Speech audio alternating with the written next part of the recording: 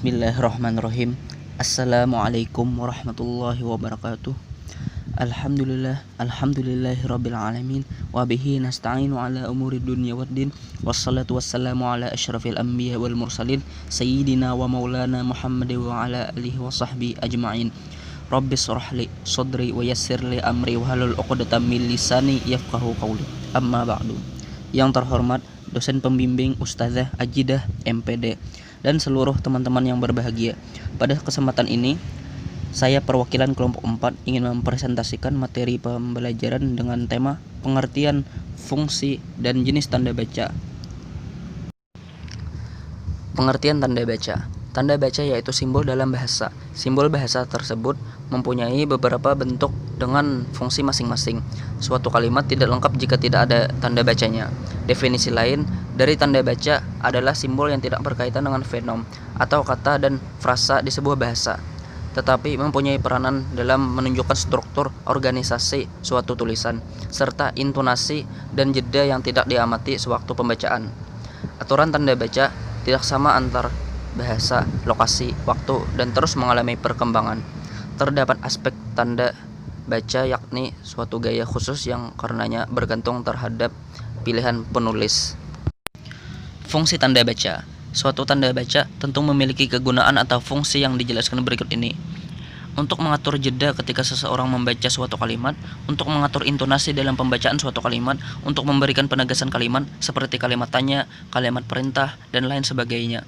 Untuk menggambarkan struktur kata atau kalimat yang ada di dalam sebuah tulisan, untuk menunjukkan tata kata yang ada di dalam suatu tulisan.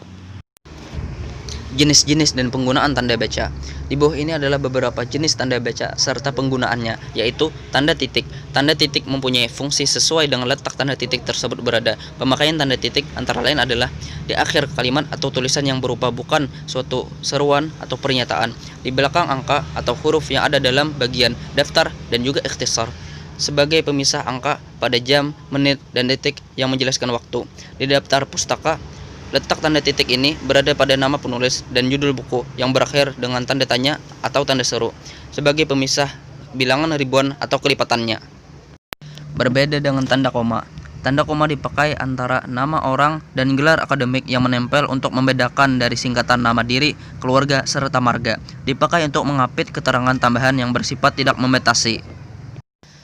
Tanda titik koma. Tanda titik koma digunakan pada kalimat antara lain yakni menjadi pemisah di bagian kalimat yang sejenis dan setara, menjadi pengganti kata penghubung untuk memisahkan kalimat setara dalam kalimat majemuk. Tanda pisah. Pemakaian tanda pisah antara lain yakni sebagai pembatas penyisipan kata atau kalimat yang memberikan penjelasan di luar bangun kalimat, untuk memberikan penegasan terhadapnya keterangan oposisi atau keterangan yang lain menjadikan kalimat lebih jelas.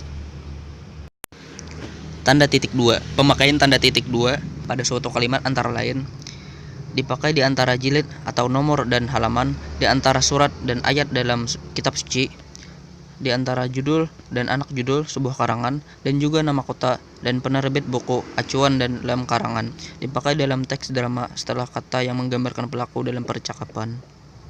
Tanda hubung. Pemakaian tanda hubung dalam tulisan antara lain yakni dipakai untuk menjadi penghubung suku kata dasar atau kata yang memiliki himbauan yang terpisah oleh pengganti baris. Dipakai untuk menyambungkan unsur kata ulang. Dipakai untuk menjadi penghubung huruf dari kata yang dieja satu-satu dan bagian tanggal. Tanda tanya. Pemakaian tanda tanya adalah di akhir suatu kalimat tanya dan dalam kurung untuk menyatakan bagian kalimat yang disangsikan kebenarannya. Tanda seru. Pemakaian tanda seru adalah pada akhir kalimat perintah, di akhir ungkapan atau pernyataan yang memberikan gambaran kesungguhan, ketidakpercayaan, ketakjuban, maupun juga emosi yang kuat. Tanda kurung. Pemakaian tanda kurung yakni untuk mengapit ketambahan keterangan atau penjelasan, untuk mengapit keterangan atau penjelasan yang bukan integral pokok pembicaraan, untuk mengapit angka atau huruf yang merinci suatu urutan keterangan, dan juga mengapit huruf atau kata yang kehadirannya di dalam teks dapat dihilangkan.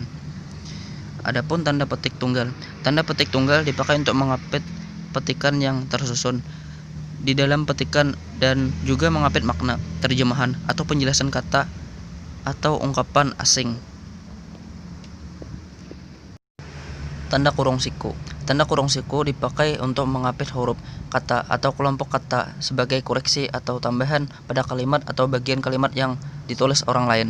Umumnya, tanda ini dipakai untuk menyatakan bahwa terdapat kesalahan dalam naskah asli, dan juga mengapit keterangan dalam kalimat penjelasan yang telah bertanda kurung. Tanda garis miring. Tanda garis miring dipakai dalam nomor surat, nomor pada kalimat, dan penandaan masa 1 tahun yang terbagi dalam 2 tahun takwim, dan juga sebagai pengganti kata atau dan tiap. Tanda petik.